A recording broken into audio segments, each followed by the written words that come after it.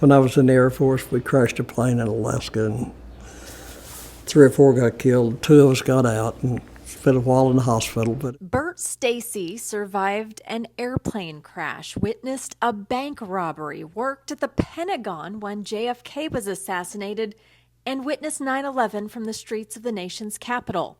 He's golfed with Joe DiMaggio, had dinner with Frank Sinatra, and was close friends with President Bill Clinton. Billy, don't get overconfident. You said, you're going for 4 years. He said, no, I'm going to win. It's a life marked by a series of unique experiences that most can only imagine. But it's a story with a starkly humble beginning. Burt's mother died when he was 4. His father, an American hero wounded at Normandy, ultimately died from his injuries. That left 11-year-old Burt, an orphan, sleeping in a shed behind his aunt's house in Berryville. How did those years shape who you became later on?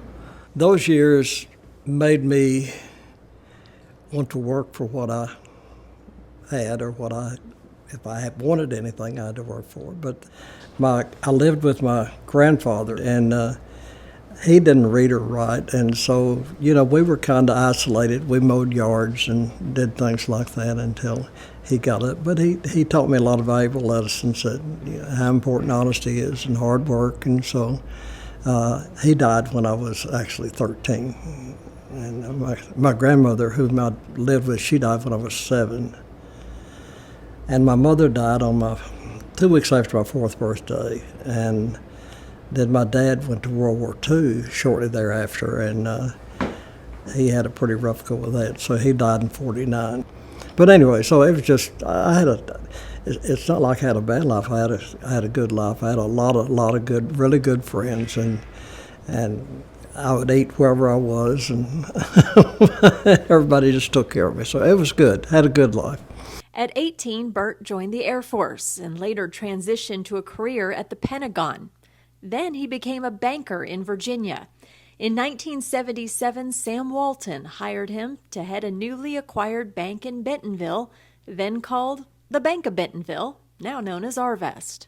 What was that first meeting like with Mr. Walton? Well, it was pretty interesting. I was, what he said, he was looking for a country boy with some big bank experience, and Ed Buck was the president at the time. And when I came here, Mr. Walton said, I'm looking for a banker with some big bank experience, but I want to mainly take care of my associates. That's why I bought the bank. And so my wife didn't want to come, and I was kind of arrogant about it all. I was showing how important I was or whatever, and lo and behold, he offered me a job. Sam Walton called Mr. Stacy behind-the-scenes Burt. On top of growing and transforming Arvest Bank, Burt became a passionate advocate for Bentonville. It's so important to see where we were and what Bentonville was like, so that future generations can understand that foundation. Tell us about Bentonville when you got here and how you were so instrumental in growing so many things people don't realize you've had your hands in this city.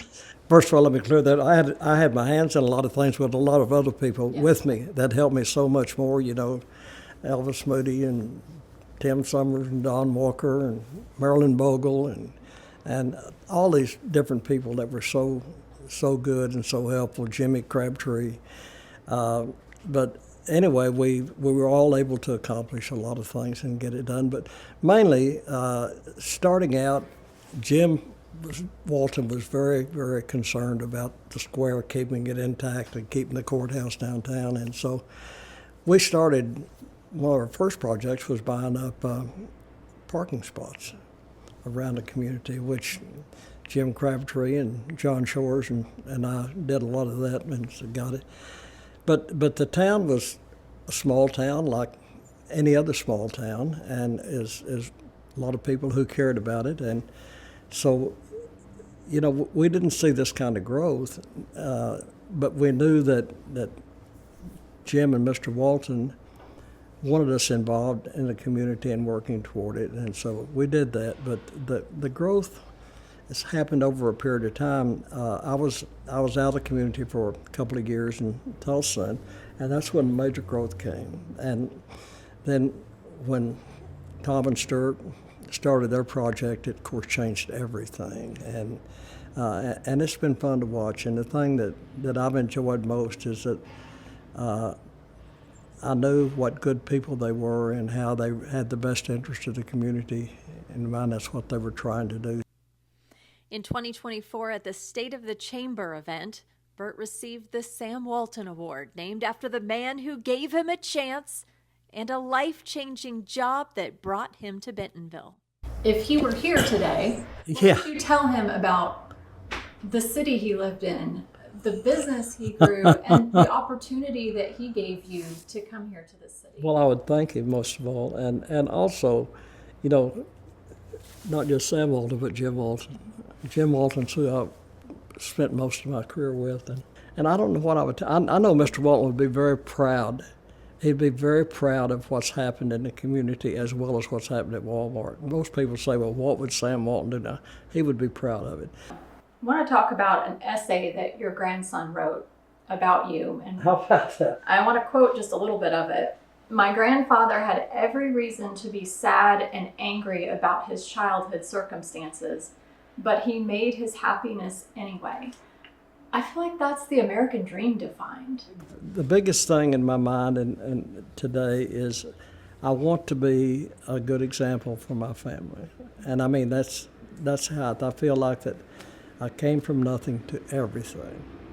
And I've got everything. Everything that I could possibly imagine or want, I have through my family. And so I want to, you know, when you have no family and all at once you have a wonderful family, it's just wonderful.